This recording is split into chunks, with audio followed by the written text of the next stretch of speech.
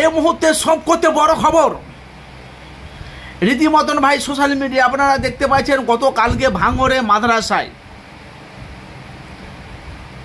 আইএসএফের প্রার্থী উনি কিন্তু নমিনেশন জমা দিতে গিয়ে তৃণমূলের সাথে তিমুল ঝগড়া।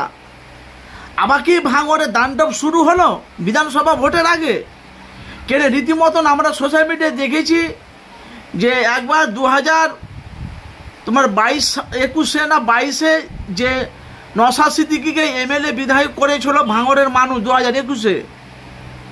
তারপরে আপনার তার কিছু কয়েক মাস পর ওনাকে কিন্তু লকআপে অ্যারেস্ট করা হয়েছিল সে নওশাদ সিদ্দিকীকে। সে তাণ্ডব কি আবার কিন্তু শুরু হলো ভাঙড়ে। রীতিমতন সোশ্যাল মিডিয়া আমরা দেখতে পাচ্ছি বাংলায় ঝড় উঠছে, যেহেতু তৃণমূলের প্রার্থী ভাঙড়ে মাদ্রাসায় নমিনেশন জমা দিতে যে আইএসএফের নেতাকে আক্রমণ।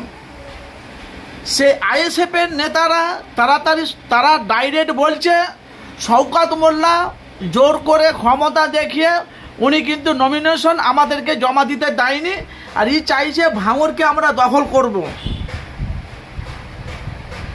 গতকালকে থেকে বাংলাতে ভাই ঝড়ের গতিতে ভিডিওগুলো ভাইরাল হচ্ছে। এই কারণে আবার কি ভাঙড়ে দান্ডব শুরু কেন আমরা মিডিয়া মুখোমুখি দেখতে পাচ্ছি, সোশ্যাল মিডিয়া ফেসবুক ইউটিউবে দেখতে পাচ্ছি যে আবার একটা চক্রান্ত চলছে।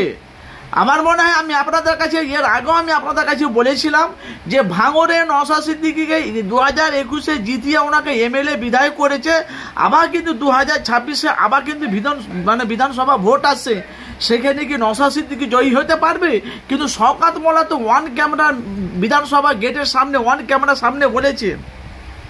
তো বিধানসভা ভোট যখন গণনা হবে আইএসএফের দলটাকে যদি না আমি হারাতে পারি আমি রাজনীতি পদত্যাগ করবো, তো রাজনীতি ছেড়ে তো রাজনীতি করবো না। আপনারা জানেন যে সোশ্যাল মিডিয়া সে ভিউগুলো কিন্তু এখন অবধি মানুষের কাছে ভিডিওগুলো আর 1 মিলিয়ন ভিউ আছে, সে ভিডিওগুলো এখন অবধি সোশ্যাল মিডিয়া আছে।